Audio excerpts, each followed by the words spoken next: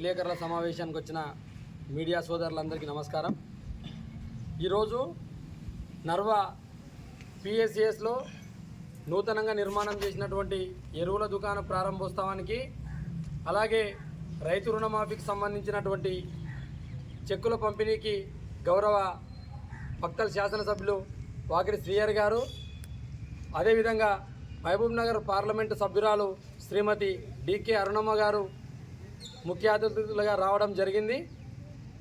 ఒక పద్ధతి ప్రకారంగా రైతులకు సంబంధించినటువంటి కార్యక్రమం తెలంగాణ ప్రభుత్వం ప్రతిష్టాత్మకంగా తీసుకున్నటువంటి రైతులు బాగుపడితేనే దేశం బాగుపడుతుందనే ఉద్దేశంతో చేస్తున్నటువంటి కార్యక్రమం ఈరోజు నర్వ మండల కేంద్రంలో జరగడం జరిగింది.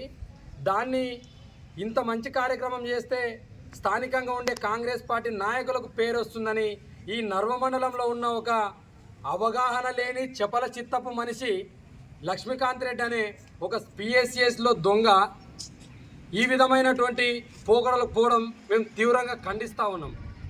ఎందుకంటే ఒక యువకుడు చిన్న వయసులో మండల ప్రెసిడెంట్గా ఉండడం జీర్ణించుకోలేకపోతున్నాడు. ఆయన గతంలో గౌరవ తెలుగుదేశం పార్టీ అధికారంలో ఉన్ననాడు కానీ, కాంగ్రెస్ పార్టీ అధికారంలో ఉన్ననాడు కానీ, తెలంగాణ రాష్ట్రం ఏర్పడిన తర్వాత టీఆర్ఎస్ పార్టీ అధికారంలో ఉన్న 10 సంవత్సరాలు కూడా నర్వ మండలంలో ఒక ఆనవాయితీ ఆల్ పార్టీకి సంబంధించినటువంటి నాయకుల ఆలోచన ప్రకారంగా ఏ పార్టీ అధికారంలో ఉంటే ఆ మండల పార్టీ అధ్యక్షుని పేరు ఉండడం అనేది నర్వ మండలంలో ఉన్నటువంటి ఆనవాయితీ. ఆ ఆనవాయితీని కొనసాగింపుగానే ఈరోజు పిఎస్సిఎస్లో చైర్మన్గా ఉన్నటువంటి పెద్దలు రాయకోట శ్రీనివాసరెడ్డి గారు కూడా, ఆయన ఎంతో రాజకీయ అనుభవం ఉన్నటువంటి వ్యక్తి.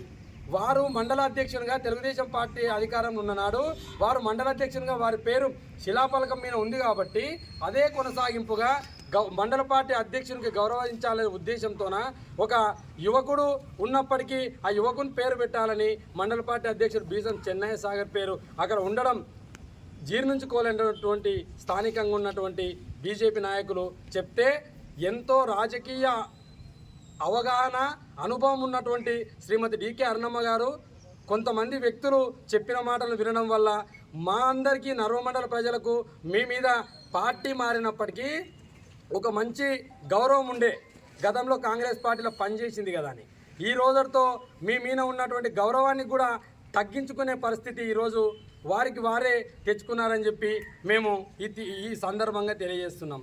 అమ్మ, మీరు గతంలో పనిచేసినప్పుడు ఉన్నటువంటి ఆనవాయితే ఈరోజు వచ్చింది.